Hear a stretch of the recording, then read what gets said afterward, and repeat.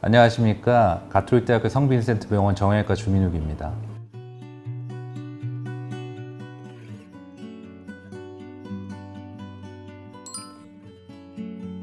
저희 정형외과에서는 팔다리, 척추, 골반부 종양들에 대해서 담당을 하는 종양 전문의가 있는데요. 그 것들 중에 골 연부 조직 종양이라는 게 있어요. 골에도 생기고 연부 조직, 우리 말랑말랑한 조직들에 생기는 종양, 거기에서 발생하는 원발성 종양들이 있고요. 또 암에서 팔다리, 뼈 이런 데로 옮겨가는 그 전이성 암도 있어요. 폐암이나 유방암이나 이런 것들도 뼈로 전이를 하니까요. 그런 것들도 우리 정형외과 종양 전문의들이 담당을 하고, 그 외에도 여러 가지를 한꺼번에 다 치료를 하고 있기 때문에 훨씬 더 넓은 범위를 담당하고 있는 게 되겠죠. 골 종양, 뼈에 생기는 종양에 대해서만 얘기를 하면 무릎 부위, 고관절 부위, 어깨 부위에 있는 그 뼈들에서 잘 생기고, 가운데 있는 뼈라고 축상골이라고 얘기를 하는데 척추나 골반골에는 드물게 발생을 하는 편입니다. 청소년기나 더 어린 나이에 예를 들어보면 성장을 많이 하는 부위에서 좀 더 생깁니다. 실제로는 성장통이랑 구분을 할 수는 없는 게, 환자들이 정형외과라는 과를 방문을 하게 되는 이유는 세 가지밖에 없어요. 아파요, 아니면 변형이 생겼어요, 마비가 됐어요. 세 개밖에 없거든요. 결국에는 그런 증상이 있을 때 정형외과를 갔을 때 엑스레이만 가지고도 골 종양이라고 하면 많은 정보를 얻을 수 있기 때문에 거기서 발견이 돼서 이제 의뢰가 오는 경우가 많고요. 연부조직 종양 같은 경우는 크기가 급속히 커진다든지 좀 딱딱하다든지 여러 개 좀 특징들이 있어요. 우리는 그런 걸 기준으로 의뢰를 하기보단 결국에는 병원을 1차견 방문한 다음에 거기서 어느 정도 의심이 되는 그 있으면 전문기관으로 가시는 게 맞습니다. 국가암 통계를 보면 최근 5년 동안은 숫자 자체가 늘어나지는 않는데, 이거는 이제 개인적인 생각은 외국 서양하고 비교해 보면, 서양은 고륙종의 예를 들어보면 어릴 때 피크를 한번 쳤다가 나이 많을 때 피크가 한번 오는데, 이거를 참고해서 좀 유추를 해보면 우리나라 평균 수명이 자꾸 올라가잖아요. 옛날 같으면 전에 사망을 했을 건데 지금 오래 살기 때문에 최근에는 나이 70대 80대인데 육종으로 오시는 분들이 꽤 있어요. 옛날엔 경험하지 못했던 그런 부분이죠. 대부분은 특발성, 산발성 이렇게 얘기를 하는데 아직 잘 모르고요. 좀 밝혀진 원인이 있는 경우도 있어서 방사선 피폭이 된 후에 그 부위에서 발생을 하는 경우들은 이제 좀 알려져 있고요. 그거 외에 유전 질환이 있는 경우에는 생길 수가 있어요. 가족력하고는 좀 다릅니다. 그러니까 단순히 어머니가 육종이 있었다고 해서 다음에 육종이 생기고 이런 거랑 조금 다른. 사실은 그 증상을 놓쳐서 안 온다기보다 환자 안 오는 거죠, 병원을 그냥. 제가 치료를 많이 하는 허벅지에 생긴 연부조직 육종 같은 경우에는 남자 환자분들은 거의 70% 이상 똑같은 말씀을 하시는데, 운동을 많이 해서 허벅지가 굵어진 줄 알았다. 그래서 주로 1년에서 2년 동안 병을 키워서 오시는 분들이 많아요.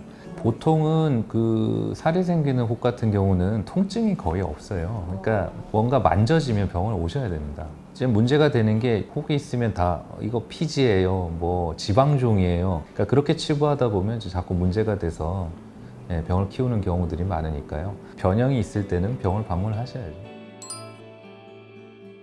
유전성 질환은 육종 유전성 질환만 얘기를 하는 게 아니고요. 그러니까 예를 들었던 고령골종이라고, 그냥 그 양성 골종양이 여기저기서 몸에 이렇게 튀어나오는 사람들이 있어요. 그거 가족성으로도 생기고, 그게 커지거나 하다가 나이가 들면 암으로 바뀔 수가 있어요. 그리고 또 흔하진 않지만 보게 되는 신경 섬유종증, 이게 몸에 반점이 있고 혹 많이 있고 이런 분들이 있거든요. 그 혹이 암으로 바뀌어요. 그런 분들은 이제 그러니까 이런 경우에는 병원에 빨리 와야 되고, 이런 경우에는 검사를 해봐야 된다. 그런 교육이 훨씬 중요해서 본인이 인지를 하게 하는 게 훨씬 더 중요하겠죠. 일단은 아까 말씀드린 1차적으로 이제 그 의심이 되는 경우에, 만약 혹이 만져진다 그런 경우에는 진단 검사는 일단 골 종양은 엑스레이가 제일 중요하고요. 엑스레이를 보고 나서 의심이 되는 경우에 이제 MRI라든지 뼈 스캔이라든지 이런 걸 할 수가 있고요. 검사를 얘기하기 힘든 게, 엑셀 소견을 보고 이거는 100% 악성 종양이겠다고 생각이 되는 경우는 결국 확진 검사는 마지막 조직 검사로 하게 되는데, 조직 검사라는 거는 원칙적으로 마지막 최종 치료를 할 의사가 해야만 돼요. 왜냐하면 수술 계획을 세워놓고 거기에 방해를 하지 않는 방법으로 조직 검사를 해야 되거든요. 그런데 이제 문제가 되는 거는 정확하게 파악을 못한 상태에서 그냥 이걸 뚝 떼버리는 경우도 있고요. 검사 자체도 안 해놓고 그냥 아유 이거 지방종일 거예요 해놓고 그냥 째고 뗐다가 암이 나와가지고 의뢰를 하는 경우도 있고 그래서 문제가 되거든요. 그 진단 과정은 항상 영상 검사를 제대로 하고 의심이 되는 경우에 전문기관에서 다학제 진료가 가능한 그리고 경험이 많은 이 정형외과 종양 전문의나 내과 의사나 영상외과 의사 이런 분들이 있는 곳에 가서 조직 검사에서부터 시작하는 게 맞습니다. 근육 종양이 너무 종류가 많으니까 이제 대표적인 걸로 얘기를 하면 고륙종이 과거에 이제 그 약물 치료가 없던 시절에 치료를 하면 이게 만약에 무릎뼈에 고륙종이 생겼어요. 그러면 다른 치료가 없으니까 일단 다리를 잘라야죠. 잘랐는데 2년 있으니까 90%가 사망하는 거예요. 그러니까 이렇게 해서 치료가 안 되는구나라는 그때 알게 됐고 그래서 항암화학요법이 이제 개발이 되면서 그 이후로 그거에 부가해서 어떤 방법을 쓰면 항암의 효과가 좋아질지에 대해서 부단히 연구를 했지만 사실은 거의 생존율의 변화는 없어요. 그 약의 효과에 대한 변화는 없고요. 우리 어떤 병이라도 이제 수술하는 병들도 계속 조직을 얻는다든지 원인을 파악하고 그러면 약물 쪽으로도 개발이 돼야 되는데 워낙에 적어요. 적다는 얘기는 쉽게 말하면 임상 시험이 불가능한 증례수가 될 가능성이 높으니까 연구 자체가 쉽지가 않죠.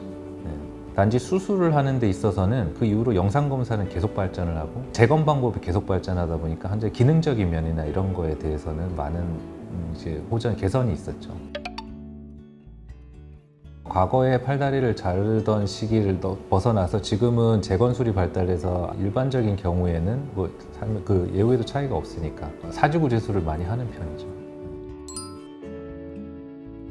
연부조직 종양보다는 아무래도 골 종양에서 재건을 많이 하게 되는데 여러 가지 방법이 있어요. 그러니까 그 잘라낸 부분을 아예 금속으로 된 종양 대치물이라는 걸 이용을 해서 만들어 넣기도 하고요. 예를 들면 일본 사람들의 이제 그 믿음 중에 하나가 남의 뼈를 내 몸 안에 넣으면 절대 안 된다는 이런 믿음이 있기 때문에 우리나라는 동종골이라고 해서 기증받은 뼈들을 많이 이제 은행을 만들어 놓고 수술할 때 쓰기도 하고 하는데 일본 사람은 그걸 되게 싫어해서 아예 그게 발전을 하지 않았어요. 어떤 게 발전했냐면 자기 뼈를 재처리해서 쓰는 법이 많이 발전해서 여러 가지 방법이 발전을 했거든요. 그래서 예를 들어서 암이 포함된 뼈를 이제 절제를 한 다음에 긁어낼 걸 다 긁어내고 그거를 이제 중탕을 해가지고 저온 열 처리를 해서 다 죽인 다음에 다시 집어넣어요. 네, 그런 방법을 쓰기도 하고 방사선을 쬐서 죽인 다음에 그 뼈를 다시 쓰기도 하고 최근에 많이 곽광을 받고 있는 거는 액화질소에 넣어가지고 마이너스 75도씨에서 이제 얼렸다 녹였다를 반복하면서 종양을 죽인 거를 다시 집어넣는 이런 방법도 사용을 하고 있어요. 내 뼈를 재처리해서 아까 넣는 방법, 재처리 자가골이라든지 동종골을 사용을 하면 그건 사실 죽은 뼈이기 때문에 아주 약하고 또 그런 관련 합병증이 생길 수도 있고 또 감염이 생길 수도 있고 그런 문제가 있죠. 물론 종양 대치물은 철을 넣는 거니까 그것도 세월이 오래 흐른 다음에 감염이 일어날 수 있겠죠. 합병증 등은 여러 가지가 있고요. 해외 경우에는 종양 대치물을 만들 때 환자한테 맞춰서 만들 수 있게 돼 있는데 한국에서는 커스터마이제이션 돼서 만들어지는 거는 아예 허가가 안 돼 있어요. 그래서 이제 3D 프린팅해서 만드는 거는 어느 정도 좀 허가가 돼 있어서 이제 그 몇 군데 병원 선생님들이 열심히 좀 연구를 하고 계시죠. 결국에 치료법이라기보다 이제 재건하는 방법 중에 하나인데요. 내가 원래 가지고 있던 모양하고 같은 쪽으로 만들 수 있고 또 필요한 부분이 있으면 가공도 할 수 있어서 다른 방법을 썼었는데 결과가 좋지 않았다 하는 부분에는 시도를 해볼 수 있을 것 같아요. 하지만 아직 그 제작을 하는데 시간이 꽤 걸려요. 그러니까 선제 치료가 없는 경우 수술을 급하게 해야 되는 사람 같으면 뭐 3주가 걸린다 그러면 수술 안 하고 3주를 기다리는 것보다는 빨리 하는 게 나을 수도 있죠. 팔다리 같은 경우는 아까 말씀드렸던 그런 임플란트를 이용한 재건을 많이 하고요. 아까 말한 골반이 제일 문제인데 어려워서 최근에 나오는 논문들에서는 재건 안 하는 게 어떻겠냐고 얘기하는 부분들이 많아요. 재건 안 해도 일단은 장점은 재건을 했다 재발을 하면 재발도 잘 안 보이는 데다가 또 재건 때문에 집어넣은 거에서 감염이 발생할 수도 있고 망가질 수도 있고 여러 가지가 있잖아요. 그러니까 그런 것보다는 차라리 재건 안 하면 뒤뚱뒤뚱 걷긴 하는데 보행도 가능하고 그쪽을 선호하는 쪽으로 말씀하시는 분들도 많이 있어요. 이 암이 커지거나 그러면 팔다리 있으니까 신경이나 혈관을 같이 잘라야 되는 경우가 너무 많은데 그래야지 생존율이 올라가거든요. 근데 첫 번째로 제일 중요한 거는 이 병이 어떤 병인지를 잘 아는 게 중요할 거고 그 다음에는 이제 내 철학하고 맞는 의사를 만나서 거기 상의를 잘해서 결정을 하고 하는 게 중요한데 여기저기 너무 왔다 갔다 하시는 분들이 많이 있어요. 나중에는 결과가 그렇게 수술하면 결과가 안 좋을 수밖에 없거든요. 제일 중요한 거는 병원에 빨리 오는 게 제일 중요하거든요. 빠른 시일 내에 의사를 만나는 게 1번인 것 같아요. 대한민국에 근골격 종양 한다고 해서 전문적으로 하는 병원이 그렇게 많지 않죠. 10군데, 10군데, 15군데, 뭐 그 정도밖에 안 되니까 요즘 보면 이제 검색을 해서 오시더라고요. 검색을 해서 근골격종양학회 회원의 이제 경력 다 보시고 이렇게 오시는 것 같아요. 그렇지 않은 분들은 우리 지역 같은 경우는 그냥 일단 큰 병원 갔다가 큰 병원 가서 거기 없으니까 그냥 서울 가야지 서울 가고 이렇게 해서 지연되기만 하는 경우들도 꽤 많은 것 같고 그래서 최근에 해보려고 하는 게 그 지역 그 근골격 종양 그 전원 네트워크를 좀 만들어 볼까 고민을 하고 있어요. 그래서 우리 같은 기관에서 철저하게 다 검사한 다음에 양성 종양이나 지역에서 하면 더 좋을 것 같은 경우 다시 되의뢰를 해드려서 거기서 치료받을 수 있게 하면 문제가 없을 것 같더라고요. 그런 네트워크가 생기는 게 사실은 훨씬 더 환자들한테 좋겠죠. 원인을 막을 방법은 없어요. 이건 유전자의 문제이기 때문에 대신에 이제 추시 관찰을 잘해야겠죠. 위암이나 이런 것들은 요즘 환자가 워낙 많고 너무나 많은 게 이제 축적이 되고 지식이 많아지다 보니까 5년 되면 심지어 뭐 이제 완치됐습니다 뭐 이렇게 하고 환자도 완치됐다고 생각하고 이런 경우가 많은데 저희 육종은 제가 최근에 경험한 거를 보면 수술하고 10년째 폐전이가 발견된 경우도 있어요. 재발한 경우도 있고 그래서 그 정도는 좀 한 10년은 조금 자주 봐야겠다는 생각이 요즘 많이 들고 있습니다. 일단은 너무 오랜 기간 동안 발전을 못 시켜서 너무 죄송하고요. 질환에 대해서 또 질환의 현재 밝혀진 치료에 대해서 정확하게 알고 생각을 왔다 갔다 하지 않았으면 좋겠어요. 뭐 치료는 다 잘하시니까요. 많이 경력이 오래되신 분들은 또 자기만의 경험이 다 있고 그 치료 철학이 있어서 결과는 비슷비슷하거든요. 같은 치료를 하는데 고민을 더 오히려 스트레스를 받고 이런 경우들이 많아서 그냥 꾸준하게 치료하시는 게 좋을 것 같아요.